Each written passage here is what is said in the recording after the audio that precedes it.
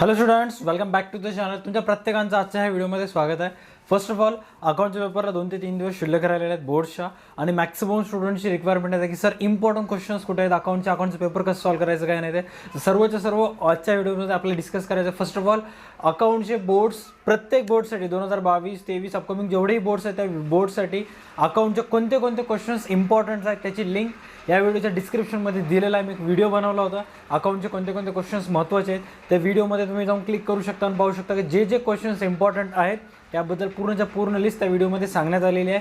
त्याच्यानंतर आपल्या DA2 अकॅडमीचा जो ॲप आहे प्ले स्टोअरवर तुम्ही जर सर्च केला तिथं DA2 अकॅडमी म्हणून, तर जे तुम्हाला आपल्या चॅनलचं लोगोस आहे तिथं ॲप दिसेल, ते ॲप डाउनलोड करू शकता. ॲपचे लिंक या व्हिडिओच्या डिस्क्रिप्शनमध्ये दिलेलं आहे, जेणेकरून ऑब्जेक्टिव्हचे अकाउंटच्या पहिल्या चॅप्टरपासून त्या अकाउंटच्या शेवटच्या चॅप्टरपर्यंत जे पण ऑब्जेक्टिव्ज आहेत त्या सर्व चॅप्टरच्या ऑब्जेक्टिव्हची लिंक आपण टेस्ट क्रिएट केलेली आहे, त्याची लिंक तुम्हाला या व्हिडिओच्या डिस्क्रिप्शनमध्ये दिलेलं आहे. तुम्ही लिंकवर क्लिक करून टेस्टसुद्धा देऊ शकता और टेस्टचा रिझल्ट पाहण्यासाठी ॲपसुद्धा डाउनलोड करू शकता. देन आजच्या व्हिडिओजमध्ये आपल्याला डिस्कस करायचं आहे की ओव्हरऑल अकाउंट्सचं पेपर एक्झॅक्टली प्रेझेंट कसं करायचं, ऑब्जेक्टिव्हपासून ते एकदम लास्ट पार्टनरशिप फायनल अकाउंटच्या क्वेश्चन्सपर्यंत कोणते कोणते मिस्टेक्स होतात, जे मिस्टेक्स आपल्याला करायचे नाही आहेत, आणि कसं कसं पेपर सोडवायचं आहे, ओव्हरऑल पूर्णच्या पूर्ण रिलेटेड आपल्याला डिस्कस करायचं आहे. डोंट फॉरगेट, बोर्ड्सचे एक्झाम झाल्यानंतर भरपूर काही लेटेस्ट अपडेट्स येणार आहेत BComशी रिलेटेड, CS CMA फाउंडेशनचे रिलेटेड. तो तुम्हाला व्हिडिओला चॅनलला सबस्क्राईब करायचं आहे, जेणेकरून अपडेट आल्यानंतर मी व्हिडिओ अपलोड केल्यानंतर सर्वात फर्स्ट नोटिफिकेशन तुम्हाला येईल. Okay, so without wasting any time आपण आजचा व्हिडिओ स्टार्ट करूयात. सो आज की इस वीडियो में डिस्कस करेंगे कि अकाउंट का जो न्यू पेपर पैटर्न है तो एक्जैक्टली आपको पेपर कैसे अटेंड करना है क्या नहीं. सो ओवरऑल अकाउंट का जो न्यू पेपर पैटर्न है उसके तहत जो क्वेश्चन नंबर फर्स्ट है वो ऑब्जेक्टिव्स का है, जिसमें आपको ओवरऑल 10 ऑब्जेक्टिव्स के ऑप्शंस प्रोवाइड किए गए, जिसमें फिल इन द ब्लैंक्स है, select the correct option and right the sentence है, फाइंड ऑड वन आउट है, कंप्लीट द टेबल है, कैलकुलेट द फॉलोइंग है, उसमें एग्री और डिसएग्री है, ट्रू फॉल्स विथ रीजन है. सो उन जितने भी ऑब्जेक्टिव्स है 10 टाइप्स दिए हुए, सो उतने टाइप्स में आपको कौन से भी 4 पूछे जाएंगे और आपको सारे के सारे अटेम्प्ट करने हैं. सो यहाँ पर आपको क्वेश्चन फर्स्ट दिखाई दे रहा होगा, select the correct option and right the sentence. तो मैंने किया है, तो एग्जाम में आपको बस इसी तरह आपको अटेम्प्ट करना है जो कि आपको यहाँ पे दिखाई दे रहा है. बस ये जो क्वेश्चन है ये लिखने की जरूरत नहीं है, ये क्वेश्चन नंबर 1 लिखा और पूरा का पूरा आपने क्वेश्चन लिख दिया. बस ऐसे एक एक लिखते जाने का है और एक एक लाइन उसमें छोड़ देने का. उसके बाद जो नेक्स्ट क्वेश्चन आता है उसमें वन वर्ड सब्स्टिट्यूट का आता है. वन वर्ड सब्स्टिट्यूट में आपको जो कुछ भी आपका आंसर है सीधा सीधा नंबर लिख देने का है, और जो कुछ भी आपका आंसर है वहां पे लिख देना है. जैसे यहाँ पे मैंने लिखा है नंबर 1 का आंसर था डेज ऑफ ग्रेस, तो यहाँ पे मैंने लिख दिया डेज ऑफ ग्रेस. सेकंड का आंसर मुझे लगा नोटिंग चार्जेस होगा, तो मैंने नोटिंग चार्जेस लिख दिया. जो कुछ भी आंसर है स्टेप बाय स्टेप आपको आंसर कर लेना है. उसके बाद थर्ड आता है true false with reasons. True false with reasons आपको एग्जाम में सिर्फ और सिर्फ 2 पूछे जाएंगे, और 2 में से एक आपको दोनों के दोनों भी लिख देना है, जिसको पर क्वेश्चन को आपको 2.5 मार्क्स मिलेंगे. और वो 2.5 मार्क्स कैसे डिस्ट्रीब्यूट किए जाएंगे, सबसे पहले अच्छे से देखिए ध्यान से, जो कि ये आपको दिखाई दे रहा है यहाँ पे, दिस स्टेटमेंट इज फॉल्स. तो इस इतने पोर्शन को आपको कंप्लीटली मिलेंगे, 1 मार्क मिलेगा. बचे कितने मार्क, 1.5 मार्क बचा. तो जो कुछ में आपने रीजंस लिख दिया उस रीजंस के चलते आपको मिलेंगे 1.5 मार्क्स. यानी कि अगर आपने रीजंस अच्छे तरीके से लिख दिया तो आपको 1.5 मार्क्स मिलेंगे. अगर रीजंस लिखते समय आपने कुछ गलत कर दिया तो आपको 1 मार्क्स मिलेंगे. ओवरऑल हर एक ट्रू फॉल्स को आपको कितने मार्क्स मिलेंगे, 2.5 मार्क्स. तो आपसे एक्सपेक्टेड है कि आप आंसर लिखते समय जरा सा अच्छे तरीके से रीजंस वहां पे एक्सप्लेन कीजिए, मेंशन कीजिए, यानी कि आपको पूरे के पूरे मार्क्स मिल जाएंगे. उसके बाद सेकेंड इसमें आता है, नेक्स्ट क्वेश्चन आता है फाइंड ऑड वन आउट. जो कुछ भी फाइंड ऑड वन आउट वहां पे दिया होगा, सो उस ऑड वन आउट में जो कुछ भी आपको लगता है कि यहाँ पे, मुझे ऐसा लगता था कि नोटिंग ऑड है तो मैंने यहाँ पे नोटिंग लिख दिया. मुझे ऐसा लगता था कि डिमांड बिल ऑड है तो मैंने यहाँ पे डिमांड बिल लिख दिया. नोटरी पब्लिक ऑड है तो मैंने यहाँ पे नोटरी पब्लिक लिख दिया. बस आपको एक काम करना है, जो कुछ भी ऑड आपको लगेगा उसके ऊपर ऐसा एरो का मार्क करना है और वहाँ पे लिख देना है. उसके बाद आता है complete the sentence. Complete the sentence में आपको फिल इन द ब्लैंक्स करना है. बस वहाँ पे जो ब्लैंक की जगह है वहाँ पे जो ऑप्शंस दिए जाते हैं, जो कि क्वेश्चन नंबर फर्स्ट में यहाँ पे आपको देखा होगा, select the correct options. Option में ये जो आप ब्लैंक स्पेस देख रहे हो, यहाँ पे जो कुछ भी वर्ड आएगा आंसर वो आपको ऑप्शंस में दिया होगा. उस 4 ऑप्शंस में से एक ऑप्शन वहाँ पे आपको फिलअप करना है. लेकिन कंप्लीट द सेंटेंस में आपको ऑप्शंस नहीं दिया जाएगा. आपको पूरे के पूरा अच्छे तरीके से कंसेप्ट क्लियर होने चाहिए, आपको आंसर याद आना, तभी आप यहाँ पे लिखने वाला आंसर आप लिख सकते हो. अदरवाइज गलत लिखने के भी चांसेस ज़्यादा है. ओके, मेक श्योर कीजिए कि कहीं कहीं भी आंसर लिखते समय अकाउंट के ऑब्जेक्टिव्स में आप स्पेलिंग मिस्टेक ना कीजिएगा। ओके, उसके बाद आता है answer in one sentence. Answer in one sentence आपको पूछे जा सकते हैं 5, और ज़्यादा से ज़्यादा चांसेस है कि आपको आंसर इन वन सेंटेंस पूछे जाएंगे इस साल भी। और जो कुछ भी आपके आंसर्स है, ऐसा नहीं है कि 1 मार्क है इसलिए आप 3 से 4 लाइन या 5 से 6 लाइन लिखोगे। अगर आपको बस वहाँ पे क्या लिखना है, सफिशिएंट आंसर लिख देने का। जैसे यहाँ पे अभी फर्स्ट क्वेश्चन था what is bill of exchange, तो मैंने भी लिख दिया bill of exchange is a instrument in writing containing N unconditional order. बस इतना ही लिख देना है, वहाँ पे ज़्यादा आपको अंग्रेजी मेंशन करने के लिए या जानने की जरूरत नहीं है। वहाँ पे लास्ट क्वेश्चन आप देख सकोगे, यहाँ पे लिखा था क्वेश्चन था what is days of grace, तो मैंने वहाँ पे लिख दिया days of grace means 3 extra days to payment of the bill. बस ऐसे छोटे छोटे क्वेश्चन आएंगे, आपको आंसर लिख देना है। उसके बाद आएगा चांसेस ज़्यादा है एग्री और disagree with the following statement. वहाँ पे आपको 5 स्टेटमेंट दिए जाएंगे, बस आपको वो स्टेटमेंट अच्छे तरीके से देख लेना है। अगर आपको लगता है कि वो स्टेटमेंट आप उस स्टेटमेंट से एग्री हो तो वहाँ पे एग्री लिख देना है, डिसएग्री हो तो वहाँ पे डिसएग्री लिख देने का है। और एक बार बताता हूँ खास बात, उसके बाद एक कैलकुलेशंस। कैलकुलेशंस आपको 5 आ सकते हैं, 5 में से आपको एक एक कैलकुलेट करना है और हर एक कैलकुलेशंस को आपको 1 मार्क मिलेगा। अभी यहाँ पे मैं बिल ऑफ एक्सचेंज का आप देख सकते हो, यहाँ पे जो क्वेश्चन ये लिखने की जरूरत नहीं, मैं फिर भी आपको क्वेश्चन समझे कि एग्जैक्ट क्वेश्चन क्या था और उसका कैलकुलेशंस मैंने कैसे कैसे उसको प्रेजेंट किया, बस वही मैंने यहाँ पे लिखने की कोशिश की है। यहाँ पे लिखा गया था निशाज acceptance for 16,850 sent to bank for collection was dishonoured and bank charges debited by bank were rupees 12,250 ₹1250। Find out the amount actually received by drawer. तो यहाँ पे ड्रॉवर के अकाउंट्स में ड्रॉवी के पास से या बैंक के पास से कलेक्शन बिल हॉनर होने के बाद 16,850 रुपए 16,850 वो पैसे आने के बाद बैंक ने आपको सर्विस प्रोवाइड किया। इट मीन्स बैंक अब क्या करेगी, बैंक चार्जेस डिडक्ट करेगी। तो बैंक ने बैंक चार्जेस के कितने रुपए डिडक्ट किए, 125 रुपीज डिडक्ट किए। तो बैंक चार्जेस डिडक्ट होने के बाद एक्चुअल अमाउंट ड्रॉवर के अकाउंट में कितना है, बस आपको इसमें से ये अमाउंट लेस कर लेने का है और 16,725 ये अमाउंट आपको आंसर में लिख देने का है। यहाँ पे मैंने लिख दिया actual amount received by drawer is ₹16,725।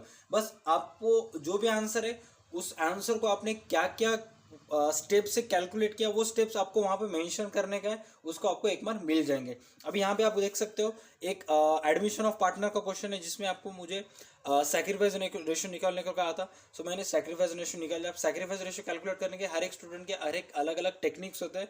सो जो भी मुझे टेक्निक अच्छा लगा मैंने यहाँ पे प्रेजेंट किया, जिसके तहत मुझे 1 मार्क मिल गए। आपको ऐसा करना पड़ेगा। अब बहुत सारे स्टूडेंट को स्टिल कंफ्यूजन है कि सर ऑब्जेक्टिव्स के इतने सब क्वेश्चंस है, जो कि मैंने पहले आपको बता दिया, fill in the blanks, select the correct option and rewrite the sentence, complete the sentence, find odd one out, true false with reason. ये जितने भी इसमें से कौन से भी आपको सिर्फ और सिर्फ 4 आएंगे। ऐसा नहीं है कि आप ट्रू फॉल्स कर रहे हो, ट्रू फॉल्स विद रीजन वो आने के चांसेस भी नहीं है, 1 आउट ऑफ 10 उसके आने के चांसेस है। तो कौन से भी आपको 4 आएंगे, तो आपसे ही उम्मीद है कि आप सारे के सारे ऑब्जेक्टिव्स अच्छे तरीके से कवर कर लोगे अगर आपको आउट ऑफ मार्क्स लेने का है तो ये फर्स्ट जो पार्ट था, इस फर्स्ट पार्ट में मैंने बता दिया कि आपको एग्जैक्टली ऑब्जेक्टिव्स कैसे प्रेजेंट करने और क्वेश्चंस को कैसे समझ लेने का। इसके बाद जो पार्ट होगा उस पार्ट में मैं बताऊंगा कि हर एक प्रॉब्लम आपको कैसे सॉल्व करने का है, चाहे वो एडमिशन ऑफ पार्टनर का रहो, डिसोल्यूशन का रहो, या फिर बिल ऑफ एक्सचेंज का, नॉट फॉर प्रॉफिट कंसर्न का, या पार्टनरशिप फाइनल अकाउंट का। तो हर एक प्रॉब्लम आपको कैसे सॉल्व करना है वो मैं बताऊंगा। वीडियो बहुत थोड़ा सा लेंथी होगा, लेकिन प्रॉमिस कि आपको इस वीडियो में बहुत कुछ सीखने को मिलेगा। तो आपसे एक्सपेक्टेड है कि आप इस वीडियो को पूरा अंत तक देखें। अगर आपको कुछ डाउट होता है तो आप इस वीडियो के कमेंट सेक्शन में पूछ सकते हो। मैं फिर एक बार बता रहा हूँ कि इस वीडियो के डिस्क्रिप्शन में बहुत सारे लिंक है, वो आप एक्सप्लोर कीजिए। ओके, तो शुरू करते हैं नेक्स्ट पार्ट, जिसमें मैं आपको बताऊंगा कि एग्जैक्टली प्रॉब्लम्स कैसे सॉल्व करने का है और मिस्टेक्स कहाँ कहाँ पे होते हैं, जहाँ पे स्टूडेंट्स के 1-1, 2-2 मार्क्स कटते हैं। तो वो मिस्टेक भी मैं आपको एग्जैक्टली बताऊंगा, जिसमें मैं लास्ट ईयर 2019, 17, 18, 16 जितने भी ईयर्स है, उस ईयर्स में मेरे क्लास के जितने भी स्टूडेंट्स ने पेपर सॉल्व किए उनके एक्चुअल बोर्ड्स के पेपर आपको दिखाऊंगा, ताकि आपको समझ सके कि बोर्ड्स में पेपर एक्चुअली पेपर चेकिंग कैसे होता है। ओके, सो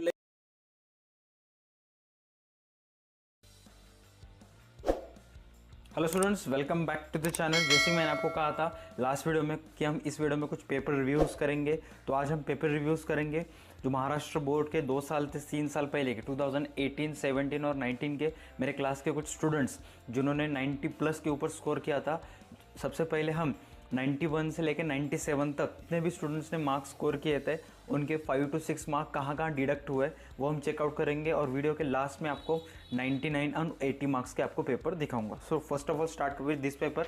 यहाँ पे देखिए ये फर्स्ट पेपर है, जिसको फर्स्ट पेपर में स्टूडेंट्स को कितने मार्क्स मिले थे, 79 मार्क्स मिले एग्जामिनर चेक करने के बाद। ठीक है, आई होप आपको दिख रहा होगा। थोड़ा सा इसका जो फॉन्ट है पेन कलर का वो थोड़ा सा वीक हो गया है, क्योंकि पिछले 4 से 5 साल से ये पेपर मेरे पास है। सबसे पहले उसको 79 मार्क्स मिले थे जब एग्जामिनर चेक किया था, फिर मॉडरेटर ने चेक किया 77 मार्क्स मिले, और चीफ मॉडरेटर ने चेक किया फिर उसको 77 मार्क्स मिले। मतलब एक बार आप 90 के ऊपर जाते हो तो आपको पेपर 3 बार चेक होता है। एग्जामिनर फर्स्ट अटेम्प्ट में चेक करेगा, मॉडरेटर और उसके बाद चीफ मॉडरेटर। ठीक है, यहाँ कुछ ऐसे इन्फॉर्मेशन होती है कि जो दिखाना नहीं चाहिए, इसलिए मैं वहाँ पे हाथ रख रहा हूँ। ठीक है, फर्स्ट देखिए जो लास्ट पेपर पैटर्न था उसमें क्या होता था कि क्वेश्चन फर्स्ट में आपको 5 सब क्वेश्चंस पूछे जाते थे। एक बार मैं कैमरे का लेंस क्लियर कर लेता हूँ। ओके, हाँ, क्वेश्चन फर्स्ट में आपको 5 सब क्वेश्चंस पूछे जाते थे, जिसमें फर्स्ट होता था आंसर इन 1 सेंटेंस, उसके बाद 1 वर्ड सब्स्टिट्यूट, उसके बाद 1 वर्ड सब्स्टिट्यूट के बाद होता था fill in the blanks, true false, और लास्ट में बिल्स ऑफ एक्सचेंज का ड्राफ्ट। मतलब टोटल 25 मार्क्स का ऑब्जेक्टिव पूछे जाते थे, उसमें से कंपलसरी आपको 3 सब क्वेश्चंस अटेम्प्ट करने थे। जो ये जो स्टूडेंट्स है इसने क्या किया है देखिए, सबसे पहले 1 वर्ड सब्स्टिट्यूट अटेम्प्ट किए, उसमें से 5 आउट ऑफ 5 उसने करेक्ट लिख दिया। उसके बाद फिल इन द ब्लैंक्स लिखे, उसमें से 5 आउट ऑफ 5 करेक्ट कर दिया। और ट्रू फॉल्स में उसने क्या किया, एक उसकी मिस्टेक हो गई, यहाँ पे ट्रू आंसर आना चाहिए तो उसने क्या लिखा, फॉल्स लिखा, तो उसके कितने मार्क मिल गए, 4 मार्क्स। तो टोटल 3 क्वेश्चंस में से उसको 14 मार्क्स मिले। तो उसने क्या किया है, एक्स्ट्रा सेफ साइड बचने के लिए उसने बिल्स ऑफ एक्सचेंज का ड्राफ्ट भी प्रिपेयर कर दिया, जो एक्चुअल में आप ऐसे ही करोगे तो आपको 5 मार्क्स मिलेंगे। तो टोटल कितने हुए, 15 मार्क्स हुए। तो ये जो क्वेश्चन है ये एक्स्ट्रा में चला गया है, मतलब 5 को सब क्वेश्चंस में से उसने 4 सॉल्व किए, 4 में से 1 गलत हो गया, तो जो 3 बचे उस 3 में से सारे के सारे उसने करेक्ट कर दिए। तो क्वेश्चन नंबर फर्स्ट में उसको टोटल कितने मार्क्स मिले, 5, ये 4 का एक्स्ट्रा चला गया 5, टोटल कितने मार्क्स मिले, 15 मार्क्स। मतलब ऑब्जेक्टिव्स में उसका एक भी मार्क्स नहीं चला गया। ठीक है, हाँ, नेक्स्ट क्वेश्चन था सिंगल एंट्री सिस्टम का। ये तो आपका चैप्टर निकाल दिया है, ये पहले सिलेबस में था, अब नहीं है। उसके बाद था एडमिशन ऑफ पार्टनर। ये देखिए एडमिशन ऑफ पार्टनर का प्रॉब्लम, अगर आप ऐसे सिस्टमेटिकली पद्धत से करोगे, मेथड से करोगे तो आपको अच्छे से मार्क्स मिलेंगे। मार्क्स सिस्टम कैसी थी, 2.5 मार्क्स, 2.5 मार्क्स, 5 मार्क्स, टोटल कितने मार्क्स हुए, 10 मार्क्स हो गए। प्रॉफिट लॉस या रिवैल्यूएशन अकाउंट्स को 2.5 mark, partners capital account 2.5 marks, और बैलेंस शीट को 5 मार्क्स, टोटल कितने हुए, 10 मार्क्स। अब यहाँ पे देखिए इसने कितने सिस्टमेटिकली तरीके से लिखा है। दो जो पार्टनर्स थे उनका लॉस अच्छे से कैलकुलेट किया, लॉस ऑन रिवैल्यूएशन, फिर जो न्यू पार्टनर का था उसने सब इन्फॉर्मेशन एकदम एक्यूरेट तरीके से लिखी है। और बेसिकली जो डबल एंट्री सिस्टम मेथड अनुसार जो हर एक ट्रांजेक्शन के हम 2 पोस्टिंग्स करते थे। सपोज अब ये न्यू पार्टनर सीमा ऐड होने वाली है और सीमा ने कैपिटल का कितना लाया, 1,20,000, तो उसकी जनरल एंट्री क्या होगी, कैश बैंक अकाउंट या तो सीमा कैपिटल अकाउंट सीआर। तो कैश बैंक के सीमा कैपिटल अकाउंट के सीआर में आपको क्या लिखना पड़ेगा, बाय कैश, और कैश ऑब्लिक बैंक अकाउंट के डीआर में क्या लिखना पड़ेगा, टू सीमा कैपिटल। ऐसे 2 फैक्टर नोटिफिकेशन या 2 फैक्टर रिकॉर्ड आप करोगे तो भी आप अच्छे तरीके से मार्क्स स्कोर कर सकते हो। ठीक है, अब मैं मेरे सारे स्टूडेंट्स को क्या करता हूँ कि कैश बैंक अकाउंट और गुडविल अकाउंट प्रिपेयर करने की सलाह देता हूँ, क्योंकि कैश बैंक और गुडविल अकाउंट प्रिपेयर करना सीखोगे तभी ये प्रॉब्लम आपको अच्छे तरीके से समझेगा। ठीक है, अब यहाँ पे उन्होंने क्या लिखा है, सीन पेज सप्लीमेंट 2, मतलब एडमिशन को, और तब जब ये फॉर्मेट हुआ करता था 2-3 साल पहले, एडमिशन को और डेथ ऑफ पार्टनर होता था, और उन्होंने डेथ ऑफ पार्टनर का भी क्वेश्चन चेक किया और उसको भी मार्क्स दे दिए। लेकिन दोनों भी सब क्वेश्चंस उसने सॉल्व किए, स्टूडेंट ने क्वेश्चन में जो और थे वो दोनों भी सॉल्व कर दिए और दोनों भी करेक्ट कर दिए, इसलिए एक के मार्क दे सकते हो उन्होंने, तो उसने एडमिशन के मार्क्स उसको दे दिए। मैं सप्लीमेंट 2 का उनका पेपर दिखाता हूँ, सप्लीमेंट 2 एक्चुअल में कैसे होती है। ये देखिए यहाँ पे जो मेन पेपर आपको दिया जाता है यहाँ पे ख़त्म होता है। ठीक है, तो आप लास्ट पेज पे ये सब आप कैलकुलेशंस वगैरह कर सकते हो। आपको इधर किधर भी आपको कैलकुलेशंस अलाउड नहीं है, अगर आप यहाँ पे कर दोगे तो आपको मार्क्स नहीं मिलेंगे या फिर मार्क्स कट दिए जाएंगे, इनकम्प्लीट मेथड ऑफ अकाउंटिंग बोल के। ठीक है, तो ये लास्ट पेज है। अब इसने क्या किया, सप्लीमेंट मांगी जो भी वहाँ पे सुपरवाइज़र था, और सप्लीमेंट पे इसने क्या किया, डेथ ऑफ पार्टनर का फॉर्मेट डेथ ऑफ पार्टनर का जो प्रॉब्लम था सॉल्व किया। अब डेथ ऑफ पार्टनर का प्रॉब्लम आप ऐसे तरीके से सॉल्व करोगे तभी आपको मार्क्स मिलेंगे, अदरवाइज मार्क्स नहीं मिलेंगे। मैं आपसे रिपीट करता हूँ, डेथ ऑफ पार्टनर का प्रॉब्लम आपको ऐसे ही सॉल्व करना पड़ेगा। देखिए 2 मार्क्स के लिए profit and loss adjustment account उसने प्रिपेयर किया, फिर डिसीड्स पार्टनर का कैपिटल अकाउंट प्रिपेयर किया 5 मार्क्स के लिए, टोटल कितने हो गए 7 मार्क्स। कैलकुलेशन ऑफ गुडविल के लिए 1.5 marks and calculation of suspense account का प्रॉफिट के लिए 1.5 मार्क्स। ये ऐसे मेथड से आप प्रॉफिट करोगे। मेरे सारे स्टूडेंट्स को ऑलरेडी बता चुका था कि देखिए कैलकुलेशंस करते समय आपको 4 स्टेप करना है और यही 4 स्टेप करोगे तभी आपको मार्क्स मिलेंगे, अदरवाइज नहीं। और ये लास्ट में तो पेपर ख़त्म ही हो गया, ठीक है। अब मैं आपको बताता हूँ कि इसने क्या किया, इसको टोटल कितने मार्क्स से देखिए यहाँ पे 79 मार्क्स मिले जब फर्स्ट टाइम चेक हुआ, मतलब 100 out of 99। Second time check हुआ है 97, तो इसके कितने मार्क्स कट गए, टोटल 2 से 3 मार्क्स कट गए। अब मैं आपको बताता हूँ कि इसके मार्क्स कहाँ कट गए, ठीक है। पार्टनरशिप फाइनल अकाउंट्स में इसने क्या किया है, पूरा का पूरा प्रॉब्लम एकदम एक्यूरेट कर लिया। मैं आपको बताता हूँ, ये देखिए सबसे पहले इसने ट्रेडिंग अकाउंट प्रिपेयर किया, ठीक है। ट्रेडिंग अकाउंट प्रिपेयर करने के बाद gross profit loss account, current account का प्रॉब्लम था तो नेट प्रॉफिट ट्रांसफ़र कर दिया, बैलेंस शीट निकाली और बैलेंस शीट ट्रांसफ़र कर दी बैलेंस शीट की लायबिलिटी साइड में। करंट अकाउंट होता है तो कैपिटल का बैलेंस सेपरेट लिखना पड़ता है, करंट का बैलेंस आपको सेपरेट लिखना पड़ता है, आप ऐड नहीं कर सकते, ठीक है। तो यहाँ पे देखिए उन्होंने नोट क्या लिखा है, ट्रेडिंग एंड उनका अक्षर तो सबसे दुनिया में घटिया अक्षर है, जान दो, डॉक्टर के बाद इनका ही नंबर आता है। Trading and profit and loss account date given year 1 mark less, मतलब trading and profit and loss account के ऊपर आपको डेट लिखना पड़ता था, trading account for the year end date 31 March वगैरह वगैरह, profit and loss account for year end date 31 March वगैरह वगैरह। ऐसे अगर आप लिखोगे तभी आपको मार्क्स मिलेंगे, अदरवाइज नहीं। तो 1 मार्क्स उसका यहाँ पे चला गया, ठीक है। अब मॉडरेटर ने फर्स्ट टाइम चेक हुआ तो उसने यहाँ पे नोटिस नहीं किया, लेकिन जो चीफ मॉडरेटर होता है वो ऐसी जगह पे नोटिस करता है और 1 मार्क कट कर देता है। देखिए फर्स्ट टाइम उसको 15 मार्क्स मिले, जब एग्जामिनर चेक किया, मॉडरेटर चेक किया तो 1 मार्क्स उन्होंने यहाँ पे मिस कर दिया, टोटल कितना हुआ 14 मार्क्स हुआ, ठीक है। अब नेक्स्ट आगे चलते हैं। डिसोल्यूशन में इसका 1 मार्क कट गया। मैक्सिमम स्टूडेंट्स का अगर डिसोल्यूशन हुआ है तो आपको पता चलेगा कि जो क्रेडिटर्स है या आउटसाइडर लायबिलिटीज़ है, तो सन्ड्री लायबिलिटीज़ में आपको सिर्फ आउटसाइडर लायबिलिटीज़ लिखना पड़ता है। ये जो भविन लोन यहाँ पे लिखा है, जो भविन नाम है वो किसी आउटसाइडर का नाम नहीं है, वो पार्टनर का नाम है। देखिए अश्विन, भविन और प्रवीण, तो भविन लोन इनसाइडर लायबिलिटीज़ है, तो इनसाइडर लायबिलिटीज़ आपको यहाँ पे लिखना चाहिए, लेकिन आपको सन्ड्री लायबिलिटीज़ की टोटल बाहर और भविन लोन की टोटल अलग, दोनों में एक ही नहीं लिखना चाहिए। तो ये भविन लोन इनसाइडर है, क्रेडिटर आउटसाइडर दोनों की टोटल 52,000 लिखा, तो इसका मतलब यहाँ गलत हो गया। प्रॉब्लम एकदम करेक्ट आया है। जो डिसोल्यूशन का प्रॉब्लम कब कैसे करेक्ट आया कि कैश बैंक अकाउंट की टोटल इक्वल आ गई तो प्रॉब्लम बराबर आ गई, ये उसका लॉजिक है, ठीक है। तो यहाँ पे कैश बैंक की टोटल तो 98,000 करेक्ट लिखी उसने, लेकिन जो लाइबिलिटीज़, आउटसाइडर लाइबिलिटीज़ है वो वहाँ पे 52,000 नहीं आती थी, 42,000 आती थी। भविन लोन उसका ऑर्डर में लिखना था, तो ये दोनों की टोटल करके लिख दिया, इसलिए वहाँ पे उसका 2 मार्क्स चले गए। तो ऐसे करके उसको 97 मार्क्स मिले। ओवरऑल उसका हैंडराइटिंग तो अच्छा था, सारे के सारे राउंड्स में इसने तो 97 मार्क्स लिए थे और उतने ही मार्क्स उसको बोर्ड्स में मिले, ठीक है। आफ्टर ही इज़ हैप्पी, वो खुश है कि उसको 97 मार्क्स मिले। ये 2017 और 18 का पेपर है, तब का स्टूडेंट्स था। अभी तो 2021 में तो फॉर्मेट चेंज हो गया। अब इस साल में अगर हमारे कोई स्टूडेंट स्कोर करता है तो आपको आने वाले समय में वो उसका भी वीडियो देखने को मिलेगा, ठीक है। अब नेक्स्ट पेपर पे चलते हैं। हाँ, अभी नेक्स्ट पेपर पे चलते हैं। मेरे पास और कुछ पेपर्स है, इसमें मैं आपको शॉर्ट में बताऊंगा। ये देखिए यहाँ पे स्टूडेंट्स को 79 मार्क्स मिले, फिर वहाँ पे 77, मतलब एग्जामिनर है वो अच्छे से मार्क्स दे देता है, लेकिन जो चीफ मॉडरेटर है वो वहाँ पे आपको मार्क्स कटा देता है। इन्होंने कितना डाल दिया, 77 डाल दिया, ठीक है। तो इसके मार्क्स कहाँ पे कम हो गए, देखिए मैं आपको बताता हूँ। ये देखिए बैलेंस शीट का जो करंट अकाउंट क्लोज करने के बाद जो करंट अकाउंट का बैलेंस होता है 19,950, तो ये बैलेंस आपको सेपरेटली लिखना पड़ता है। अगर ये बैलेंस आपने कैपिटल में ऐड कर दिया तो आपके मार्क्स कम हो जाएंगे। इससे पहले में जो पेपर दिखाया था उसने क्या किया था, सेपरेट कैपिटल का लिखा था और करंट का लिखा था। इसने क्या किया है, उसमें ऐड कर दिया है, तो इसके यहाँ पे मार्क्स चले गए, ठीक है। तो ऐसे छोटी छोटी मिस्टेक्स आपको फाइंड आउट कर इस वीडियो को मार्क करके रखिए, वॉच लेटर करके रखिए, ताकि आप बार बार ये वीडियो देख सको, एग्जाम के पहले भी देख सको, ताकि छोटे मोटे पॉइंट्स आपको पता चले, ठीक है। तो आपको ये सेपरेटली लिखना है।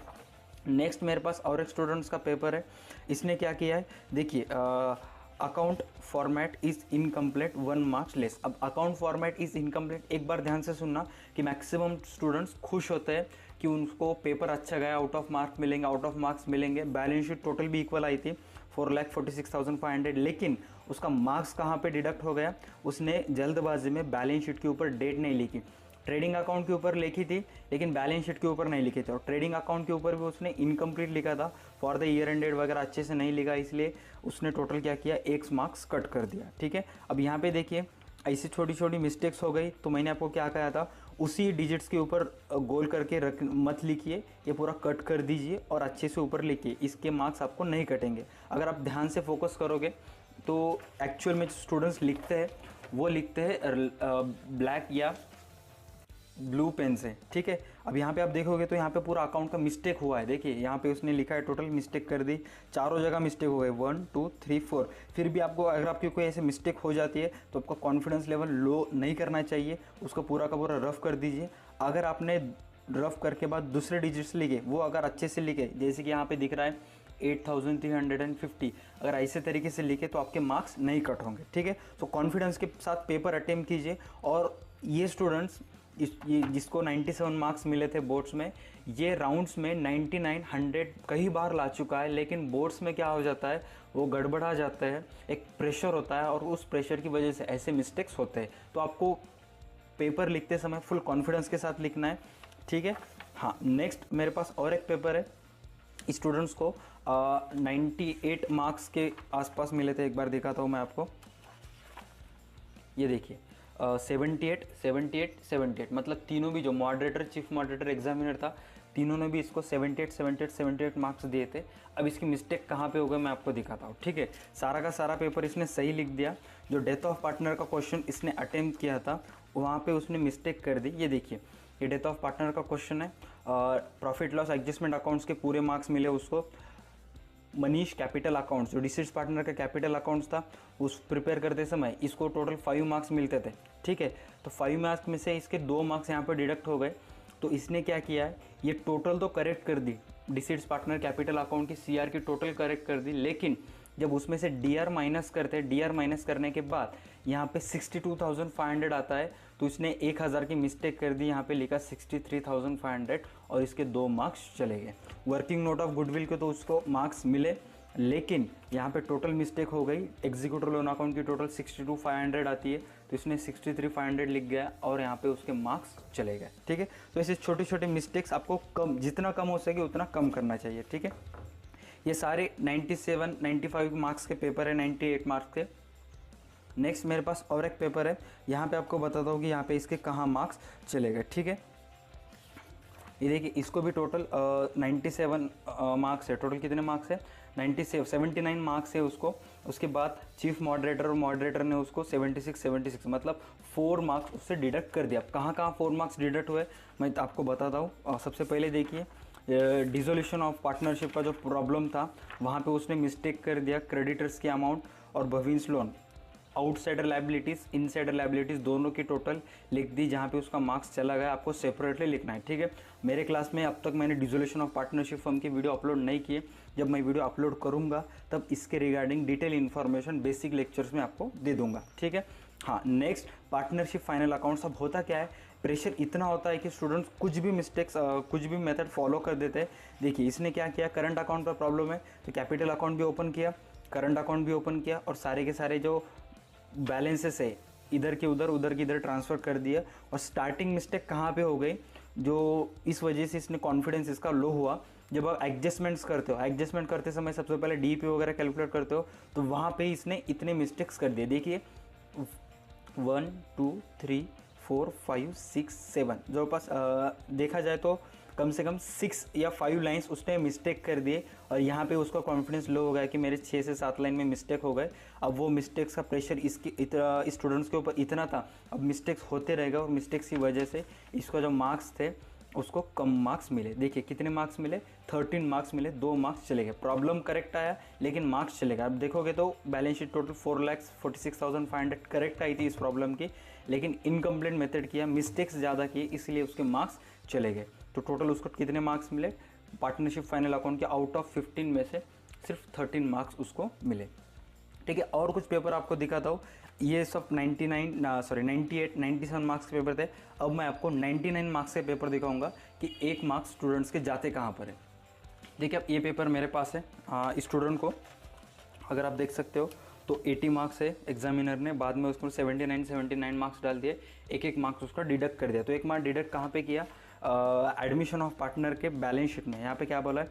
New balance sheet that is wrong, incomplete balance sheet. New balance sheet की डेट के ऊपर उसने जो डेट लिखी थी वहाँ गलत डेट लिखी थी। जो क्वेश्चन में जो डेट थी बैलेंस शीट में, एडमिशन ऑफ पार्टनर के जो क्वेश्चन में बैलेंस शीट का डेट दिया जाता है, वहाँ पे जो डेट थी उसने यहाँ पे लिखा, इसलिए उसके मार्क्स यहाँ पे डिडक्ट हो गए। तो ऐसे छोटे छोटे मिस्टेक्स आपको नहीं करना चाहिए। नेक्स्ट और एक पेपर है, स्टेप बाय स्टेप मैं आपको बता देता हूँ। ठीक है, हाँ, फिर यहाँ पे देखिए 80 मार्क्स थे उसको, फिर 79 मॉडरेटर और चीफ मॉडरेटर का काम एक ही है, बस आपके मार्क्स कट कर दिए हैं। जैसे आप डेट देख सकते हो 6 मार्च 2019, ये लास्ट ईयर का पेपर था 2019 का। इस साल 2020 में मेरे क्लास के 5 स्टूडेंट ने आउट ऑफ स्कोर किया, लेकिन लॉकडाउन की वजह से मुझको उनके आंसर शीट लाने का मौका ही नहीं मिला, सारे क्लोज था, इसीलिए यहाँ इस साल के पेपर्स चले गए। नेक्स्ट ईयर जब स्टूडेंट्स आउट ऑफ लेंगे ही, मुझको मेरे टीचिंग पे भरोसा है, तो नेक्स्ट ईयर जब आउट ऑफ लेंगे तब मैं उनके पेपर्स भी आपको आने वाले समय में दिखाऊंगा। ठीक है, उसको 79 मार्क्स मिले, 1 मार्क कहाँ पे कट हो गए? अब यहाँ पे उसने क्या किया है? Payment of bill before due date, तो इसने रिटायरमेंट आंसर लिखा है। ये बहुत तौर पर 40% करेक्ट है, लेकिन 60% रॉन्ग है। मैं समर्थन करता हूँ कि यहाँ पे 1 मार्क कट होना चाहिए, क्योंकि यहाँ पे आता था retirement of bills of exchange. Payment of bill before due dates का आंसर आएगा retirement of bills of exchange, तो यहाँ पे उसका 1 मार्क चला गया है। तो 1 वर्ड सब्स्टिट्यूट लिखते समय आपको पूरा का पूरा लिखना चाहिए, कहाँ पे भी आपको मिस्टेक्स नहीं करनी चाहिए। ठीक है, नेक्स्ट और एक पेपर है मेरे पास। अब ये देखिए, ये एक लड़की का पेपर है जिसको 99 मार्क्स मिले थे। कितने मार्क्स मिले? 99 मार्क्स मिले, और एग्जामिनर भी उसने 1 मार्क कट कर दिया, मॉडरेटर, चीफ मॉडरेटर, सारे ने 1 मार्क्स कट कर दिया। कहाँ पे उसकी मिस्टेक हुई तो आपको बताता हूँ। ठीक है, ये देखिए, होता क्या है, प्रेशर इतना होता है कि 1 वर्ड सब्स्टिट्यूट में आपको स्पेलिंग मिस्टेक अलाउड नहीं है। तो इसने क्या किया, फॉरेंस की स्पेलिंग इतनी बार लिख दी, गलत कर दिया, और लास्ट में भी लिख दी, उसमें भी गलत कर दिया। FOREIGN लिख दिया फॉरेन की स्पेलिंग, वहाँ पे उसका 1 मार्क चला गया। ठीक है, तो स्पेलिंग्स पे थोड़ा सा ध्यान देना चाहिए, अदरवाइज 1 मार्क कट हो जाता है। ठीक है, नेक्स्ट पेपर है, ये भी 99, उसको सबसे फर्स्ट उसको 80 मार्क्स मिले थे, फिर 79 मार्क्स मिले। अब देखिए यहाँ पे इसके मार्क्स कहाँ पे कट हो गए आपको बताता हूँ। ठीक है, हाँ, ये देखिए रिटायरमेंट लिखा, वहाँ पे भी 1 मार्क इसके चले गए। तो आपको यहाँ पे रिटायरमेंट नहीं लिखना है, यहाँ पे आपको कंप्लीट लिखना है retirement of bills of exchange. Otherwise इस स्टूडेंट का आंसर हैंड राइटिंग बहुत अच्छी है, इसने सारा का सारा पेपर अच्छे से प्रिपेयर किया था, और इसने पेपर ख़त्म होने के बाद मुझे आके बोला था कि सर मेरा पेपर 3 घंटे का पेपर सिर्फ 1 आवर 45 मिनट्स मतलब 1.25-2 घंटे के आसपास में इसका पेपर ख़त्म हो गया था, और पूरा का पूरा पेपर अच्छे लिखा था। और रिटायरमेंट उसको मालूम था कि इसका आंसर रिटायरमेंट है, तो उसने इसको क्रॉस चेक नहीं किया है, लेकिन पूरा आंसर उसको लिखना पड़ता था रिटायरमेंट ऑफ बिल या retirement of bills of exchange. ठीक है, अब आप बारी आती है 100 मार्क्स का पेपर दिखाने की, आपको 100 मार्क्स का पेपर कैसे होता है। ये देखिए 100 मार्क्स का paper, examiner, moderator, chief moderator, तीनों ने भी उसको 80 मार्क्स दिए है। अब देखिए पेपर कैसे लिखते हैं 100 मार्क्स का। हैंड राइटिंग उतनी एकदम ज़्यादा भी अच्छी नहीं है, एकदम कम भी खराब नहीं, मीडियम है, एवरेज है, जो कि मैक्सिमम स्टूडेंट्स की होती है। ये देखिए रिटायरमेंट ऑफ बिल और रिटायरमेंट पूरा का पूरा लिखा, दोनों भी आंसर्स लिखे, रिटायरमेंट ऑफ बिल और रिटायरमेंट। ठीक है, एकदम अच्छे से पेपर अटेम्प्ट किया, सारे के सारे ऑब्जेक्टिव्स लिखे, फिल इन द ब्लैंक्स लिख के जो आंसर है उसके नीचे डबल अंडरलाइन किया ताकि वो हाईलाइट हो सके। उसके बाद बिल्स ऑफ एक्सचेंज का ड्राफ्ट, ये देखिए उसने क्या किया, पहले ड्राफ्ट प्रिपेयर किया, फिर उसको क्या लगा कि मेरा कुछ मिस्टेक्स हो रहा है ड्राफ्ट में। हर एक स्टूडेंट्स का उसका ओन ओपिनियन होता है, तो उसने क्या किया, ये ऐसे ही छोड़ दिया, इसको कुछ डेकोरेट नहीं किया, उसके बाजू के पेज पे अच्छे से लिखा जिसके उसको मार्क्स मिले।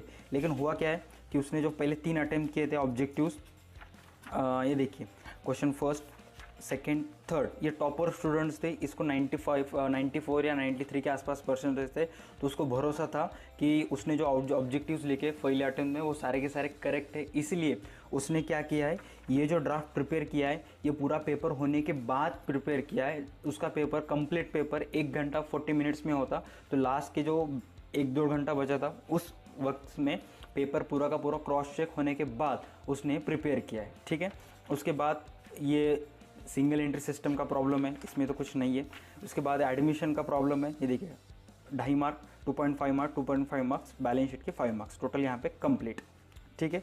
उसके बाद ये आता है बिल्स ऑफ एक्सचेंज का प्रॉब्लम।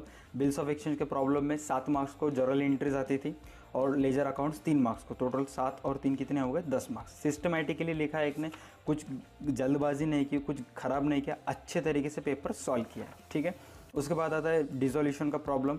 डिसोल्यूशन में उसने 10 आउट ऑफ 10 मार्क्स मिले। देखिए कितने जगह उसका पेपर चेक हुआ है, एक एक डेटर्स से लेकर गुडविल तक सारा का सारा सिस्टमेटिकली चेक किया। और कैश बैंक अकाउंट के सीआर में देखोगे तो आपको हाफ मार्क्स देखेंगे। तो आँख में तेल डाल के उन्होंने पेपर चेक किया है। लेकिन आफ्टर ऑल वो DA2 एकेडमी की स्टूडेंट्स थी, उसका ट्रेनिंग इतना अच्छे तरीके से कर लिया था हमने, क्योंकि मुझको मालूम था कि ये स्टूडेंट्स में हुनर है, इस लड़की में दमखम है। तो उसी तरीके से हमने उसके साथ प्रिपेयर किया, तो अच्छा तो रिज़ल्ट आने वाला ही था, ठीक है। उसके बाद है नॉट फॉर प्रॉफिट कंसर्न का प्रॉब्लम। देखिए सिस्टमेटिकली सारा का सारा वहाँ पे लिखा है, 3 लाइन में उसने हेडिंग लिखी है, in the books of decent sports club कुदर income and expenditure account for year ended 31 March 2016। Not only उसने हेडिंग लिखा, लिखने के बाद अंडरलाइन किया और पूरा का पूरा पेपर लिख दिया, ठीक है। उसके बाद बैलेंस शीट के ऊपर भी पूरा का पूरा अच्छे तरीके से लिख दिया, बैलेंस शीट के ऊपर डेट वगैरह। 16 मार्क्स में उसको 12 मार्क्स मिल गए, ठीक है। समटाइम्स होता क्या है कि 1-2 पेपर्स ऐसे भी थे जिनमें कुछ मिस्टेक्स नहीं थी, फिर भी 1 मार्क कट कर दिया था।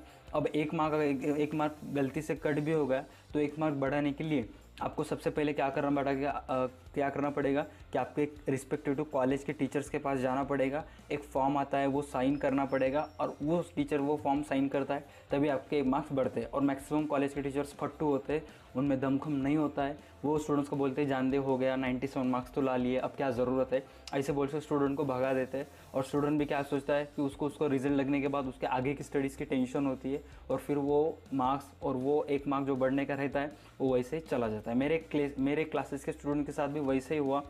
बहुत सारे स्टूडेंट्स को 95-96 मार्क मिले तो उनके 1-2 मार्क बेवजह ही कट कर दिए स्टूडेंट्स बोर्ड ने। तो जब 1 मार्क या 2 मार्क बढ़ाने के लिए स्टूडेंट्स अपने कॉलेजेस में जाता है, तब कॉलेज के टीचर्स उसको बोलते हैं कि ज़रूरत नहीं है, या बोलते हैं इतने मार्क्स ला लिए, आप क्या ज़रूरत है, और वो जो मार्क्स बढ़ाने का रहता है वो वैसे ही चला जाता है, ठीक है। कोई बात नहीं, अगर स्टूडेंट्स में वाकई में टैलेंट है, दमखम है, तो 1-2 मार्क्स मैटर नहीं करते, इन फ्यूचर वो डेफिनेटली सक्सेस हासिल कर लेता है, ठीक है। उसके बाद है पार्टनरशिप फाइनल अकाउंट का प्रॉब्लम। ये पहले 15 मार्क का था। देखिए 15 मार्क्स का प्रॉब्लम उसने कैसे सॉल्व किया, एकदम सिस्टमेटिकली सॉल्व किया, कहाँ पे भी गड़बड़ नहीं कहा नहीं। और ओपनिंग स्टॉक को हाफ मार्क्स, परचेस रिटर्न को हाफ मार्क्स, मतलब जब आप 80 आउट ऑफ 80 मार्क्स लाते हो तब आपके छोटे मिस्टेक्स भी वो फाइंड आउट करने की कोशिश करते हैं। अगर आपके मिस्टेक्स फाइंड आउट नहीं हुए तो आपको 80 आउट ऑफ 80 मार्क्स दे दिया जाता है, ठीक है। और ये टोटल 28 मार्क्स का पेपर पूरा का पूरा पेज रहता है, तो 20 पेजेस तो फॉर्मेट्स में चलेगा और बाकी के पेज में कैलकुलेशंस वगैरह कर दिया, ठीक है। इसने यहाँ पे भी ट्राई करते हैं, यहाँ पे भी गलत हो गया तो उसने छोड़ दिया। उसके बाद कैलकुलेशंस देखिए, अब ये कैलकुलेशन देखिए, 1st, 2nd, 3rd, 4th और 5th, मतलब 5th पेज पे उन्होंने कैलकुलेशंस किया है। मतलब अगर आप अब तक के पेपर देखोगे तो मैक्सिमम स्टूडेंट्स 1 या 2 पेज पे कैलकुलेट कर देते हैं। तो इस लड़की ने क्या किया था, पूरा का पूरा पेपर 2 बार क्रॉस चेक किया था। 2 बार क्रॉस चेक कैसे करते हैं, जब आप फर्स्ट टाइम टोटल करना स्टार्ट कर दे हो तो एक फर्स्ट मैं एक अकाउंट का टीचर हूँ, मुझे मालूम है, मैंने भी बहुत सारे पेपर सॉल्व किए थे। तो जब पूरा पेपर सॉल्व करते हो तो ये 1st और 2nd इतना ही कंप्लीट होता है, ज़्यादा से ज़्यादा पेजेस नहीं लगते। लेकिन इसने क्या किया है, पहले पूरा का पूरा कंप्लीट कर लिया एक बार। जब 2nd टाइम क्रॉस चेक करने का समय आता है, पेपर क्रॉस चेक करते, तब क्या करें, तब इस लड़की ने क्या किया, यहाँ से स्टार्ट किया। ये देखिए यहाँ से सिंगल एंट्री सिस्टम से, फिर और एक बार फिर से उसने क्या लिया था, 40,000 80,000 उस दोबारा लिखा, पूरा का पूरा 40,000 80,000 यहाँ पे पूरा का पूरा लिखा और पूरा और एक बार चेक किया। क्रॉस चेक कहना उसे कहते हैं। मैक्सिमम स्टूडेंट्स क्या करते हैं, क्रॉस चेक का मतलब हाँ मैंने कैश इन एंड एसेट में लिखा, क्रेडिट लायबिलिटीज़ में लिखा। अरे बेवकूफ़, क्रॉस चेक का मतलब सिर्फ तूने पोस्टिंग कहाँ पे लिखा वो नहीं करते। क्रॉस चेक का मतलब आपको टोटल चेक करना पड़ता है। अगर आपके टोटल अच्छा होगा तभी आपको आउट ऑफ मार्क्स मिलेंगे। तो ऑलमोस्ट हमने सारा का सारा पूरा का पूरा पेपर्स रिव्यू कर लिया। आई होप आपको नॉलेज भी आ गया होगा कि एक्चुअल में पेपर्स कैसे सॉल्व करते हैं क्या नहीं। अगर आपको वीडियो अच्छा लगता है, अगर और आप अदर सब्जेक्ट के चाहते हो तो वीडियो को लाइक कीजिए, चैनल को सब्सक्राइब कीजिए, ताकि जब मैं नेक्स्ट सब्जेक्ट के बारे में अपलोड करूँ तब आपको पता चलेगा। ठीक है, that's it for today's videos. I hope you like my content. अगर आपको मेरा कंटेंट अच्छा लगता है 12 कॉमर्स से रिलेटेड तो वीडियो को लाइक कीजिए, चैनल को सब्सक्राइब कीजिए, ताकि हमारे जो DA2 के कॉमर्शियंस की जो आर्मी है वो धीरे धीरे एक्सपैंड हो सके। ठीक है, thank you so much. Thank you so much. Video इथंपर्यंत येऊन पाहिल्याबद्दल. मेक शुअर करा की 12,000 सबस्क्रायबरच्या आपण एकदम जवळ आलो. सो तुमच्याकडून एक्सपेक्टेड असेल की तुम्ही स्टील चॅनल आत्तापर्यंत सबस्क्राईब केलं नसेल, तुम्हाला जर कंटेंट आवडत असेल तर चॅनलला सबस्क्राईब करा, जेणेकरून तुमचं एक सबस्क्राईब आम्हाला मोटिवेट करेल आणखी जास्तीत जास्त कंटेंट अपलोड करण्यासाठी. थँक्यू सो मच आजचा व्हिडिओ पाहिल्याबद्दल. मेक शुअर करा की या व्हिडिओच्या डिस्क्रिप्शनमध्ये टेस्टची लिंक दिलेली आहे, ऑब्जेक्टिव्ह टेस्ट. तुम्ही ते टेस्ट सॉल्व्ह करू शकता. व्हिडिओज जे इम्पॉर्टंट क्वेश्चनचा व्हिडिओ अपलोड केला आहे त्याची सुद्धा लिंक या व्हिडिओच्या डिस्क्रिप्शनमध्ये दिलेलं आहे. इम्पॉर्टंट क्वेश्चन्स कसं कोणते कोणते इम्पॉर्टंट क्वेश्चन्स आहेत काय नाही ते सुद्धा या व्हिडिओच्या डिस्क्रिप्शनमध्ये लिंक दिलेलं आहे, तिथून तो व्हिडिओ पाहू शकता. त्यानंतर जे पण आपलं ॲप्लिकेशन आहे प्ले स्टोअरवर त्याची सुद्धा लिंक या व्हिडिओच्या डिस्क्रिप्शनमध्ये दिलेलं आहे, ते सुद्धा तुम्ही डाउनलोड करू शकता. ओव्हरऑल डिस्क्रिप्शन चेक करा, तिथं पूर्ण इन्फॉर्मेशन तुम्हाला मिळेल. Thank you so much. 12,000 सबस्क्रायबरच्या आपण एकदम जवळ आलो आहोत. मेक शुअर करा की आपल्याला लवकरात लवकर 12,000 सबस्क्रायबर टच करायचं आहे. Thank you so much. भेटूयात नेक्स्ट व्हिडिओमध्ये. तोपर्यंत पाहत राहा तुमचं आवडतं YouTube channel DA2 academy. Stay connected. I wish all the best. तुमच्या सर्वांना बेस्ट ऑफ लक. अकाउंट्स पेपरसाठी बिंदास राहा. पेपर एकदम इझी येणार आहे तुम्हाला. बस तिथं जाऊन एकदम व्यवस्थित प्रेझेंटेशन करायचं आहे. मिस्टेक्स काय होऊन द्यायचे नाही आहेत. Thank you so much.